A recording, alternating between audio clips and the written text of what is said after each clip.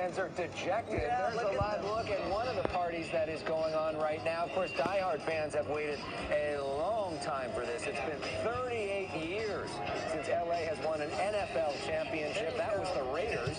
The city is celebrating tonight, and we are here for it for the next several hours. This is the moment we've all been waiting for, the Rams winning it all. We thank you for joining us. I'm Christine Devine. What a night of nerves, right? It was quite something. My gosh. I'm Ellis Michelson. We have team coverage tonight across Southern California. Let's show you from San Dimas to Pico Rivera, SoFi Stadium, and more. We're in Compton. We start with Fox 11 sports anchor Kyle Kraska live at SoFi Stadium. Kyle, I can't imagine the energy there. The energy was amazing as soon as the game ended, and let's not forget how this game ended today. The fact that the Rams were down for the majority of the second half and able to come back and score a touchdown in the waning moments and hang on for the victory. I am here with former Ram himself, Vince Ferragamo. And Vince, I just got to ask you, when you hear that, Los Angeles Rams, world champions. How's it sound? Sounds great, doesn't it? I tell you what, after 56 years, this is the first time Los Angeles Rams have joined the Lakers and the Dodgers as world champions. I mean, that's a great thing. We've come to learn to expect championship play, sports in Los Angeles, and we brought it back to Los Angeles. It's great for the entire city. We talked during the pregame, and I asked you how you thought this game would go, and you actually said you really thought the Cincinnati Bengals team would put up a fight and that this would be a field goal game, and you nailed it, Vince. Well, I think Joey Burrow is a special quarterback. I think what he brings to the table is his competitiveness, his desire to continue to work hard and improve and bring his team back. And I just think that in the end, I think the Bengals pulled a play out of Pete Carroll's playbook. You know, they're throwing the football against what the Rams do best instead of running the football. They had great success running the ball, but I just think their play calling was brought him down at the end of the game. We saw quite a turnaround in this game, and it started in the third quarter when the very first pass of that third quarter was a 75-yard bomb to T. Higgins, albeit maybe a little bit of a face mask on Jalen Ramsey. They got away with something there. But suddenly that turned the game around, and they were able to get the ball right back on an interception and then another field goal. And this team went from 3 down to suddenly 7 up, and it didn't look so good for the Rams. And they were trailing that entire second half, unable to get it into the end zone until the very end. But the fact is they did get it into the end zone, and Matthew Stafford able to construct that drive when the Rams needed it most. When the chips are down, Kyle, the best teams rise to the top. You know, their defense stepped up when they had to.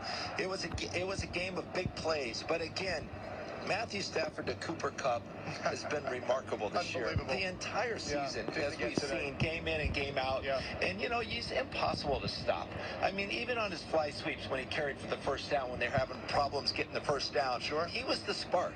He really was the spark. And they lost Odell Beckham, and he stepped right up, and it just was like, here it goes again. The Rams are on top. 9 catches for 98 yards, a pair of touchdowns for the Offensive Player of the Year, Cooper Kupp. And you mentioned the one time he carried the football. Let's not forget, that was on 4th and 1 from their own 30-yard line. If he doesn't pick up that first down, this game is likely over. So congratulations to Cooper Kupp. He breaks the all-time record for most receptions in a single postseason.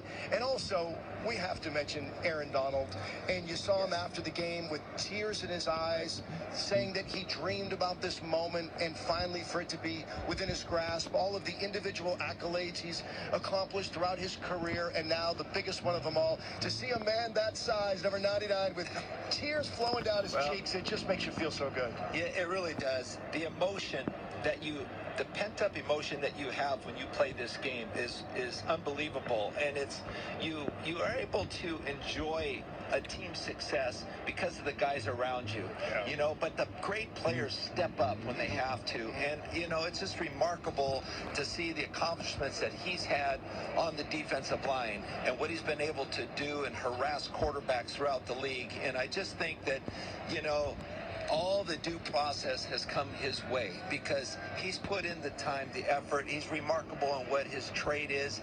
And you know what? He was the biggest part of winning this game for the Rams today, because defense wins championships. We're going to have a whole lot more here from SoFi Stadium, and in a moment I want to talk to you a little bit more about Matthew Stafford. And you think about him coming over from the Lions and what everyone said, and was he the missing piece? And guess what?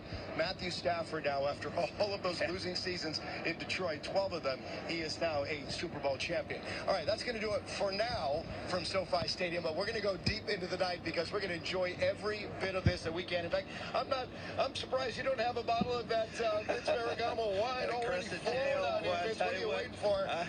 I didn't bring it with me. I should have. All right, we'll send it back into the studio for now, Alex and Christine, but we're going to be here, so come on back. We'll be celebrating for a while. Not to worry, Kyle. Yeah. For a long time to That come. shot just looks beautiful. SoFi looks spectacular tonight. All right, watch parties are turning into celebrations across Southern California tonight. Including one at Zendejas Mexican restaurant owned by a former Ram kicker, Tony Zendejas. Coco McAvoy is there.